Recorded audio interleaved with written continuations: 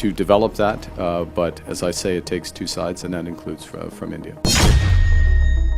Bharat Canada ਸਬੰਧਾਂ ਨੂੰ ਲੈ ਕੇ ਕੈਨੇਡਾ ਦੇ ਪ੍ਰਧਾਨ ਮੰਤਰੀ ਮਾਰਕ ਕਾਰਨੀ ਨੇ ਇੱਕ ਵੱਡਾ ਬਿਆਨ ਦਿੱਤਾ ਹੈ। The opportunity is there to develop that, but as I say, it takes two sides, and that includes from India.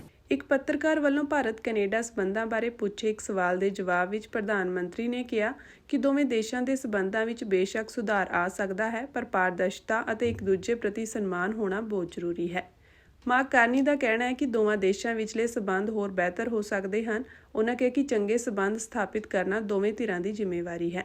You are in Brampton today, which is hub of Indo-Canadian community, and my question is about Canada-India relations, which are not in good terms at present. If elected again, do you plan to strengthen these relationships and mending ties with India?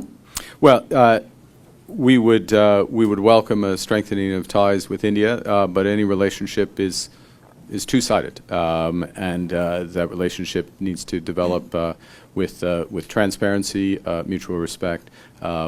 The opportunity is there to develop that, but as I say, it takes two sides, and that includes from India. ਜ਼ਿਕਰਯੋਗ ਹੈ ਕਿ ਜੂਨ 2023 ਵਿੱਚ Canadian ਸਿੱਖ ਆਗੂ ਭਾਈ ਹਰਦੀਪ ਸਿੰਘ ਨਿੱਜਰ ਦੀ ਹੱਤਿਆ ਤੋਂ ਬਾਅਦ ਕੂਟਨੀਤਿਕ ਤਣਾਅ ਪੈਦਾ ਹੋ ਗਿਆ ਸੀ, ਜਿਸ ਕਾਰਨ ਦੋਵਾਂ ਦੇਸ਼ਾਂ ਦੇ ਸਬੰਧ ਹੇਠਲੇ ਪੱਧਰ ਤੇ ਆ ਗਏ ਸਨ। ਕੈਨੇਡਾ ਦੇ ਸਾਬਕਾ ਪ੍ਰਧਾਨ ਮੰਤਰੀ ਜਸਟਿਨ ਟਰੂਡੋ ਨੇ ਕੈਨੇਡਾ ਦੀ ਧਰਤੀ ਤੇ ਭਾਈ ਹਰਦੀਪ ਸਿੰਘ ਨਿੱਜਰ ਦੀ ਹੱਤਿਆ ਦੇ ਮਾਮਲੇ ਵਿੱਚ ਭਾਰਤੀ ਡਿਪਲੋਮੈਟਾਂ ਦੀ ਸੰਭਾਵੀ ਸ਼ਮੂਲੀਅਤ ਦੇ ਦੋਸ਼ ਲਾਏ ਸਨ, ਜਿਸ ਮਗਰੋਂ ਭਾਰਤ ਅਤੇ ਕੈਨੇਡਾ ਦੇ ਰਿਸ਼ਤੇ ਗੰਭੀਰ ਤਣਾਅ ਵਿੱਚ ਆ ਗਏ ਸਨ। ਹਾਲਾਂਕਿ ਭਾਰਤ ਨੇ ਟਰੂਡੋ ਦੇ ਦੋਸ਼ਾਂ ਨੂੰ ਸਿਰੇ ਤੋਂ ਨਕਾਰ ਦਿੱਤਾ ਸੀ। To develop that, but as I say, it takes two sides, and that includes from India. Bharat Canada ਸਬੰਧਾਂ ਨੂੰ ਲੈ ਕੇ ਕੈਨੇਡਾ ਦੇ ਪ੍ਰਧਾਨ ਮੰਤਰੀ ਮਾਰਕ ਕਾਰਨੀ ਨੇ ਇੱਕ ਵੱਡਾ ਬਿਆਨ ਦਿੱਤਾ ਹੈ। The opportunity is there to develop that, but as I say, it takes two sides, and that includes from India. ਇੱਕ ਪੱਤਰਕਾਰ ਵੱਲੋਂ ਭਾਰਤ ਕੈਨੇਡਾ ਸਬੰਧਾਂ ਬਾਰੇ ਪੁੱਛੇ ਇੱਕ ਸਵਾਲ ਦੇ ਜਵਾਬ ਵਿੱਚ ਪ੍ਰਧਾਨ ਮੰਤਰੀ ਨੇ ਕਿਹਾ ਕਿ ਦੋਵੇਂ ਦੇਸ਼ਾਂ ਦੇ ਸਬੰਧਾਂ ਵਿੱਚ ਬੇਸ਼ੱਕ ਸੁਧਾਰ ਆ ਸਕਦਾ ਹੈ, ਪਰ ਪਾਰਦਰਸ਼ਤਾ ਅਤੇ ਇੱਕ ਦੂਜੇ ਪ੍ਰਤੀ ਸਨਮਾਨ ਹੋਣਾ ਬਹੁਤ ਜ਼ਰੂਰੀ ਹੈ। ਮਾਰਕ ਕਾਰਨੀ ਦਾ ਕਹਿਣਾ ਹੈ ਕਿ ਦੋਵਾਂ ਦੇਸ਼ਾਂ ਵਿਚਲੇ ਸਬੰਧ ਹੋਰ ਬਿਹਤਰ ਹੋ ਸਕਦੇ ਹਨ। ਉਹਨਾਂ ਕਿਹਾ ਕਿ ਚੰਗੇ ਸਬੰਧ ਸਥਾਪਿਤ ਕਰਨਾ ਦੋਵੇਂ ਧਿਰਾਂ ਦੀ ਜ਼ਿੰਮੇਵਾਰੀ ਹੈ।